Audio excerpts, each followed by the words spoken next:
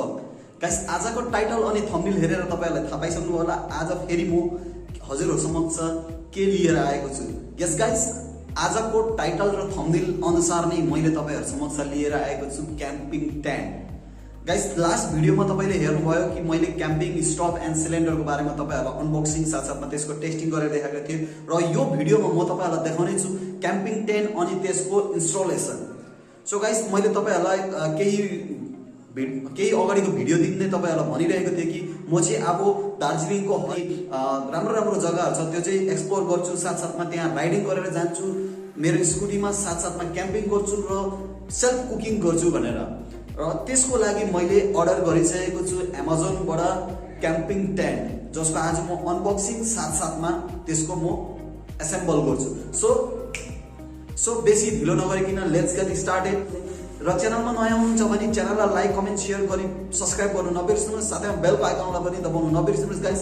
र भिडियो मन परेमा कृपया गरेर लाइक गरिदिनु होला। तपाईको एक लाइकले गर्दाखेरि मलाई धेरै मोटिभेसन आउँछ, जसले गर्दाखेरि तपाईले धेरै राम्रो राम्रो जग्गाहरू एक्सप्लोर गर्नु म तपाईहरु समक्ष सक्षम हुन्छु। So guys, let get started.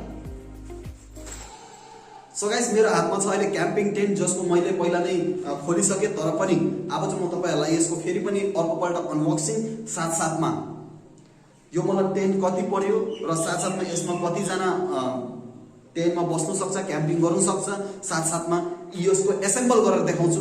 So let get started again. Guys, म चाहिँ पहिला यसलाई अनबक्सिङ गर्छु है गाइस। र मेरो हातमा चाहिँ छ भोरोली कम्पनीको चाहिँ क्याम्पिङ टेन्ट, र यो चाहिँ मैले पहिला नै अनबक्सिङ गरिसकेको थिएँ, तर पनि तपाईहरुको लागि फेरि देखाउनुको निम्ति यो मैले टेस्ट पनि गरिसकेको थिएँ। तपाईहरुलाई देखाउनुको निम्ति चाहिँ मैले फेरि पनि यो अनबक्सिङ गर्दैछु। र यसलाई चाहिँ यस प्रकारले तिरपलले नै बानिएको छ। यसलाई चाहिँ अब खोल्नुपर्छ अलिक यसरी। यो भित्र के छ हेरौँ। र गाइस, यो चाहिँ मेन टेन्ट हो र त्यसको माथि यो स्टिक छ। यो स्टिक साथसाथमा यहाँ केही उयोहरू छ, काँटीहरू छ हैन, जो चाहिँ टेन्टलाई उडाउनु नदिनुको लागि चाहिँ यसरी घोपेर राख्न सकिन्छ। र यसलाई साइड गरौँ। र यो चाहिँ रेन कभर र मेन टेन्ट चाहिँ यो हो। र म तपाईहरुलाई अब यसको एसेम्बल गरेर देखाउँछु र त्यसको पछाडि भेट्छु।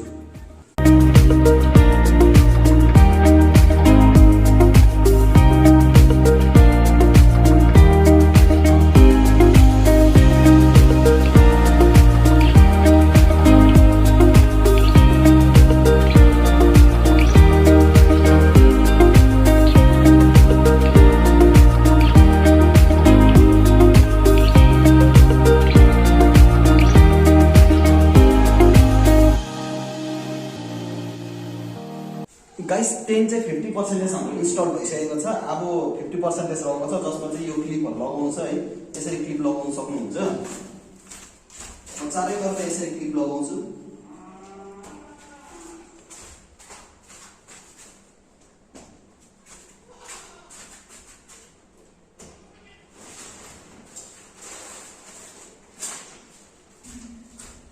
र अघि नै मैले तपाईहरुलाई भने चाहिँ यो चाहिँ माथिको रेन कभर हो र यो चाहिँ त्यसलाई अल्झाउने स्टिक। म पुरा तपाईलाई एसेम्बल गरेर देखाउँछु। यसलाई चाहिँ गाइस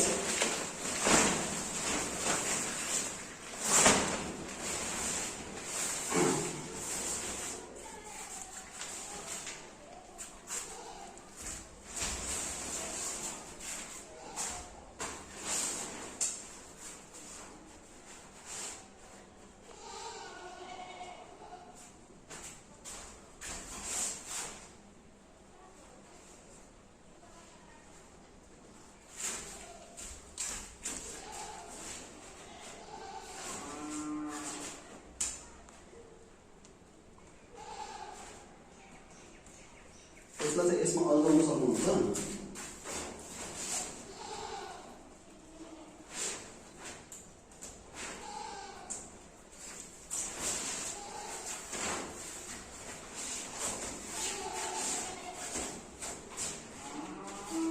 र अब यसमा चाहिँ यो जुन चाहिँ स्टिक छ गाइस, र गाइस यो जुन चाहिँ स्टिक छ यसलाई चाहिँ यसमा अल्झाउनु पर्छ।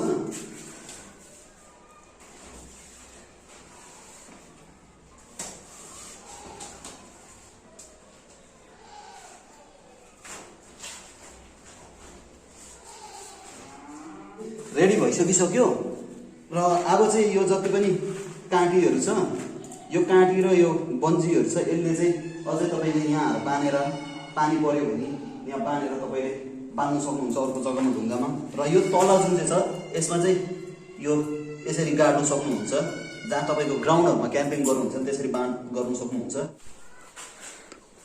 र गाइस यो चाहिँ हाम्रो 2 पर्सनको टेन्ट हो जो कि 2 जना हामी यसमा आरामले बस्नु सक्छौँ र यहाँ तपाईँको 90% के 100% क्याम्प रेडी भइसकेको छ जो कि रेन कभर माथि पनि छ जो नलगाउँदा पनि हुन्छ गर्मीको मौसममा पानी परेन भने। र यसको भित्र चाहिँ कस्तो छ म तपाईँलाई देखाउँछु र अब चाहिँ क्याम्पिङ गर्नुमा मजा आउँछ र क्याम्पिङको भिडियोहरू पनि तपाईँले पाउनुहुन्छ। सो च्यानलमा बनिरहनुहोस्, च्यानललाई लाइक कमेन्ट सेयर गर्नु नबिर्सिनुहोस्, सब्सक्राइब गर्नु र यहाँदेखिको चाहिँ यसरी तपाईँले खोल्नुपर्छ।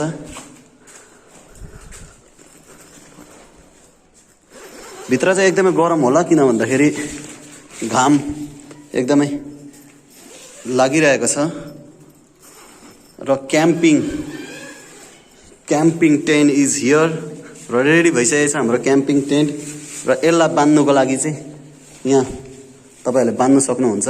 यसलाई यस्तो फोल्ड गर्दै गर्दै यो यतिकै होस् अहिले जस्ट फर्मालिटीको लागि मात्रै हो। र guys this is my camp है र यो camping tent this is my tent not a camp र यो चाहिँ 2 पर्सनको लागि हो। यहाँ चाहिँ जो कि 2 जना चाहिँ आरामले बस्नु सक्छ र यो भित्र चाहिँ म बस्छु।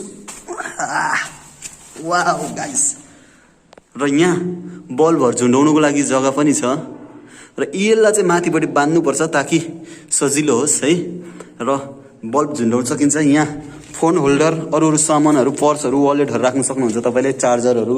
र यो मेरो टेन्ट क्याम्पिङ टेन्ट गाइस र यहाँ तपाईँले देख्न सक्नुहुन्छ नेट मजाको फिनिसिङ छ, यहाँ पनि नेट फिनिसिङ छ र नेट मात्रै लगाउँछु भन्दा पनि भयो यसरी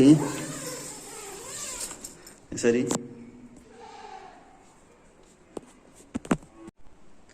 गाइस म चाहिँ अहिले क्याम्पिङ टेन्ट भित्र छु जो चाहिँ 2% क्याम्पिङ टेन्ट हो र एकदमै स्पेस एकदमै बेसी देखिँदैछ है। एकजनालाई त झन् एकदमै वालसल हुन्छ यो जग्गा होइन, आफ्नो सामानहरू राखेर पनि 2 जनालाई चाहिँ एकदमै ठिक्कै हुन्छ यो क्याम्पिङ टेन्ट है। र यो क्याम्पिङ टेन्ट चाहिँ मलाई कति पर्यो भन्दाखेरि एमाजोनमा मलाई लगभग 2900 को परेको छ जो कि भोरली कम्पनीको हो है। र यो अहिले त मैले युज गरेको छुइनँ, जस्ट तपाईँहरूलाई एसेम्बल गरेर देखाएको र सेकेन्ड टाइम हो मैले एसेम्बल गरेको। र अब चाहिँ यो क्याम्पिङ टेन्टसँग चाहिँ म क्याम्पिङ गर्नु चाहिँ बाहिर गएर चाहिँ क्याम्पिङ गर्छु जसमा चाहिँ तपाईँहरूलाई यसको रिभ्यू पनि म राम्रो दिन्छु। त्यसको बादमा मात्रै म तपाईँहरूलाई तल यसको डिस्क्रिप्सनमा लिङ्क दिन्छु जसले गर्दाखेरि तपाईँहरूले पनि पर्चेस गर्न सक्नुहुन्छ। र अबको भिडियोमा चाहिँ तपाईँले मेरो राइडिङको साथसाथमा क्याम्पिङ गरेकोहरू पनि देख्न सक्नुहुन्छ, भिडियोहरू देख्न सक्नुहुन्छ। सो च्यानलमा अहिलेसम्म तपाईँहरू नयाँ हुनुहुन्छ र च्यानललाई सब्सक्राइब गर्नुभएको छैन भने छिटोभन्दा छिटो गर्नु होला, जसले गर्दाखेरि चाहिँ अब चाहिँ धेरै राम्रो दार्जिलिङ डिस्ट्रिक्टको धेरै जग्गाहरू लोकेसनहरू म एक्सप्लोर गर्छु, यो क्याम्पिङ गर्छु त्यहाँ गएर। र योभन्दा अगाडिको भिडियोमा हेर्नुभयो तपाईँले कुकिङ सेट पनि म तपाईँहरू समक्ष कुकिङ गरेर पनि सेल्फ कुकिङ गरेर पनि म तपाईँहरूलाई देखाउँछु। सो गाइस अबको भिडियोहरूमा चाहिँ एकदमै दामी कन्टेन्टहरू आउँछ सो द्याट तपाईँले छिटोभन्दा छिटो भिडियोलाई लाइक गर्नुहोस्, च्यानललाई सब्सक्राइब गर्नुहोस्, बेल आइकनलाई पनि दबाउनु नबिर्सिनुहोस् र भिडियो मन परेमा तपाईँले साथीहरूलाई पनि सेयर गर्नु नबिर्सिनुहोस् गाइस। र आजको भिडियोलाई यही नै इन्ड गर्छु। Thank you very much guys, thanks for watching, जय हिन्द, वन्दे मातरम, see you in the next blogs. Thanks for watching, जय हिन्द, वन्दे मातरम, thank you very much guys.